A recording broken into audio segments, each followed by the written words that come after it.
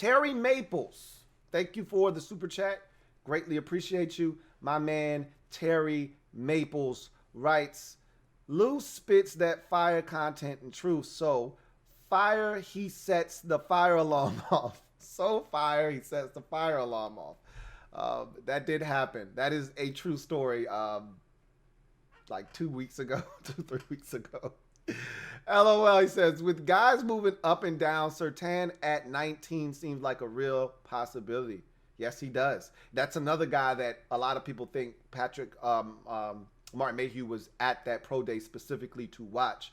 Was Patrick Surtain, who ran a 4.46, I believe, 40, which is a great time for him at 6'2". You just needed to be able to check that box off. We saw speed at Alabama, but you needed to check that box. And at 6'2", with his length and size, that's a great time. He did check that box. So he is definitely a possibility at 19. Now, the question becomes, who's all available? Because I think corner, with the addition of William Jackson III, I think corner is a little bit further down the list of needs. You re-sign Danny Johnson. I think you still obviously have Jimmy Moreland on the roster. You need more depth. You can never have enough corners, but there are other positions that may trump cornerback in terms of needs and even wants. And again, where do these guys rank? Let's just say that we get to 19 and Devontae Smith's size is a problem. He's not working out at any point. Alabama's going to have another pro day, and he's not working out at that one either, because he's like, look, I got nothing to prove. I was the Heisman winner. You know what it is. I'm 6 feet. I'm a $170. I don't need to bench press. I don't need to run. All right. I don't need to do any of this shit for y'all so y'all can pick apart my game or any of that. You got the tape. You either love me or you don't, and you're going to have to ride. That may turn some people off, and he may fall down the draft. If I were picking a guy to fall down the draft board, it'd be Devontae Smith at the receiver position. And when I say fall, I use the term loosely. Not talking about this guy ending up in the second round. We think he's top 10 talent. We think he's gone inside the top 15 picks. He could be there at 19 is all I'm saying. And then you start to rank guys. Okay, if Devontae Smith and Patrick Surtain are both available at 19, which one you taking? Which one tickles your fancy more? All right, that's a realistic question for Washington, because you signed both a receiver and a corner in free agency. Which one do you view as a bigger need at this point? For me, it would probably be corner, because you've signed another receiver today. So you have receivers. We've got a bunch of receivers already. And not to forget, when you look at our receiver group, we don't know what's what.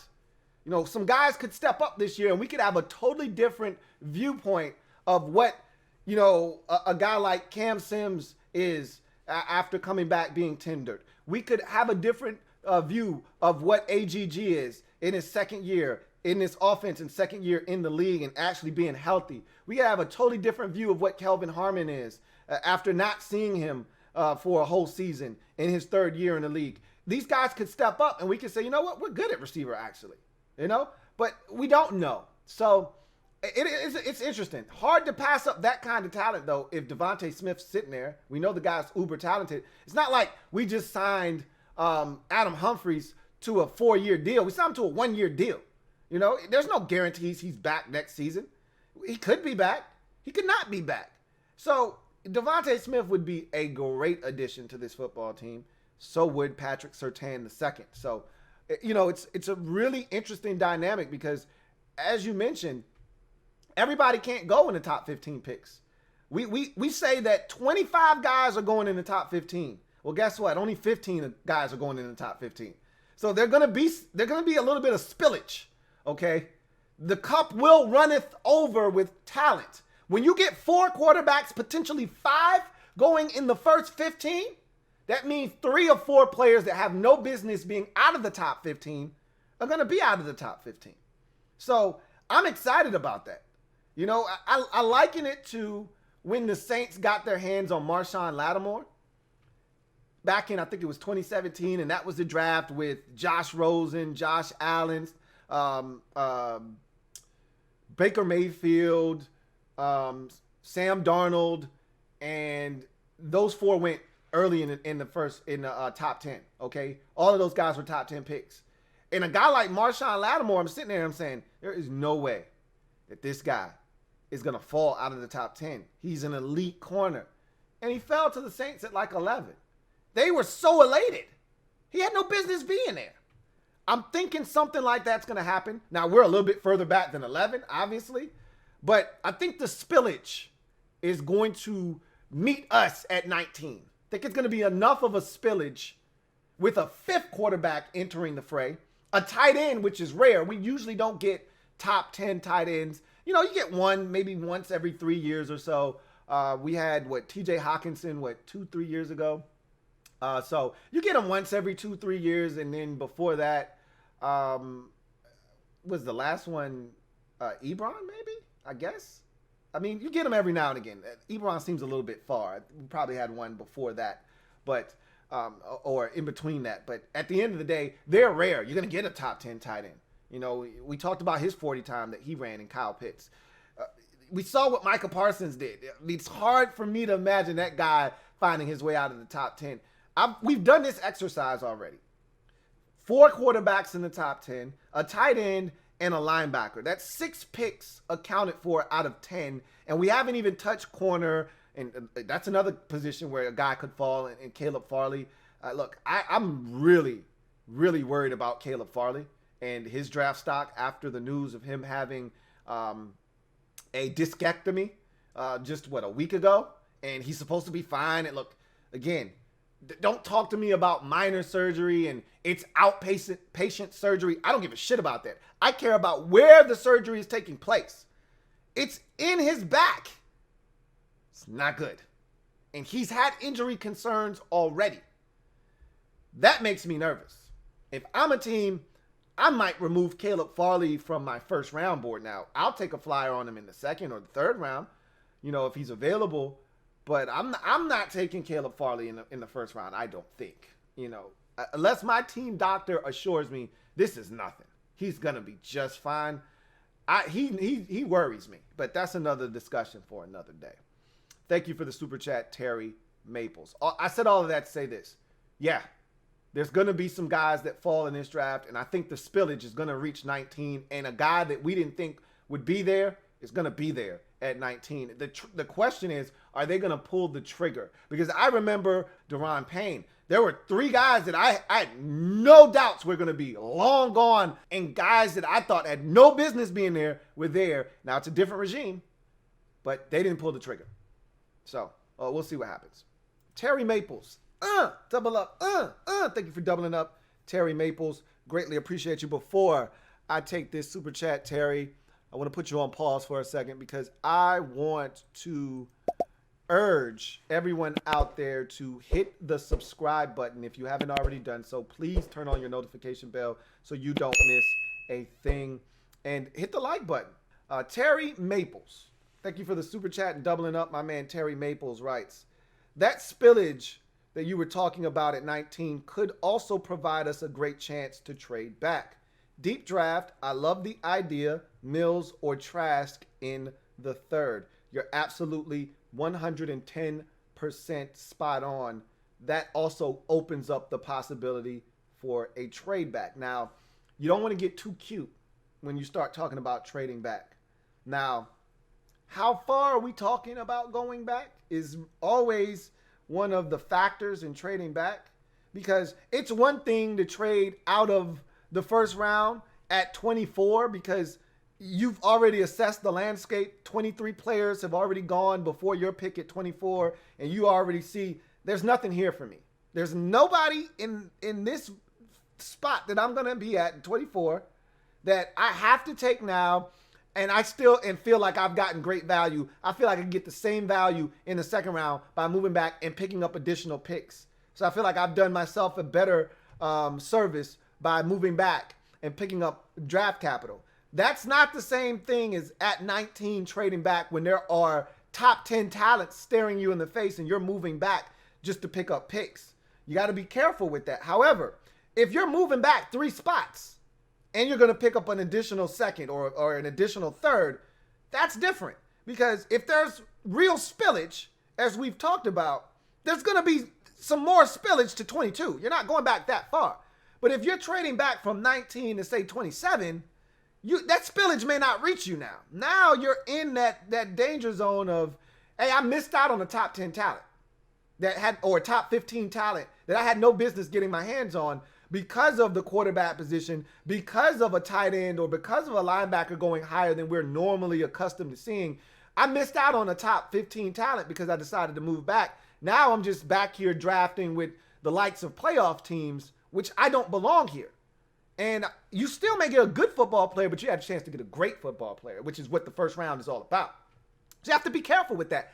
That said, if you trade back to say 27, now you're in the Nick Bolton type of, zone where I'm like, hey, I'm okay with Nick Bolton here. And you picked up additional picks.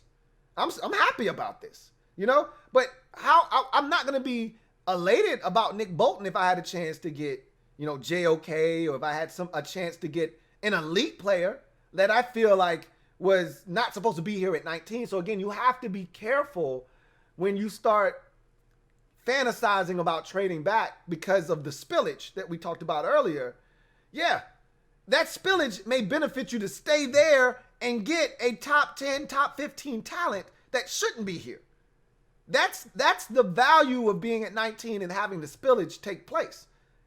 But in that same breath, if you're moving back 4 spots and there's a ton of spillage, like you're sitting there at 19, right? And there are 5 guys that you absolutely love and any one of them would make you happy. And somebody calls you and they want to come up at 19 because their guy is sitting there and they don't know if he's going to be there at 20, 21, 22, or at their spot at 23. And so they want to get to 19 and all you got to do is move back to 23. Well, guess what? You just told me there were 5 guys that you absolutely love that you had top 10 grades on. You can get one of them at 23 and move back and pick up additional draft capital. It makes sense. You just have to be careful with that. That's all I'm saying. But you're right.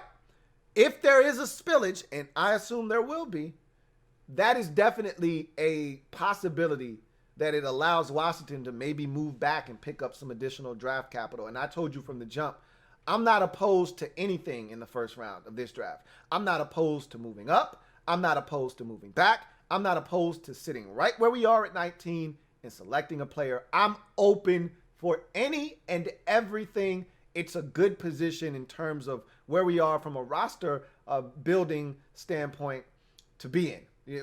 There isn't one position we go into this draft saying, hey, we got to have this at 19. Got to have it. It'd be nice to get a linebacker. I think right now the biggest concern for this team is linebacker. And I would go out on a limb and say the second biggest concern for me is tight end. For me right now. Because after Logan Thomas, we don't have shit. Don't talk to me about Tamarick Hemingway. Please, spare me. I know you like him. I don't. I saw just a sliver of talent, but I'm like, not enough for me to not do anything at tight end. Okay? If the Kelvin Harmon rumors are true, that is intriguing. I still want to take a tight end. Okay? I still want to take a tight end. So, but it's not a necessity at 19. Linebacker isn't a necessity at 19. Neither is tight end or any other position for that matter. Tackle, any of them. Okay? I feel good about where we are from a roster building and management standpoint to so much so that at 19, everything's open. And that's what Rivera said he wanted. He didn't want to have a glaring need that forced them to have to make a decision that they may not have wanted to make at 19. That's why getting a corner was so important, because if you don't have a second corner, if you don't actually have a starting caliber corner opposite of Kendall Fuller, what are we talking about? You got to take it at 19. That's not optional. If you do not take the corner at 19, we have a problem. Now, by getting that fixed, all right, and plugging that hole in the dike, now you can say, all right, now we need a receiver. Well, by going and getting Curtis Samuel, you plugged another hole. Now you can say, all right, don't have to do anything reckless at receiver at 19.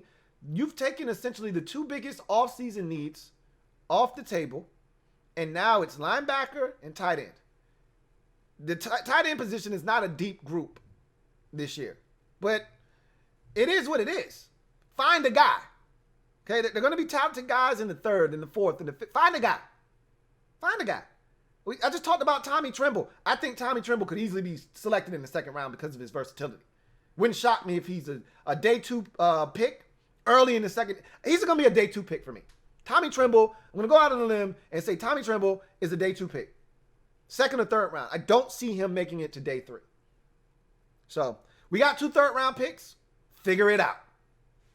Anyway, thank you for that super chat. And as far as Davis Mills or Kyle Trask in the third goes, it's interesting. It's an interesting question. It's an interesting dynamic.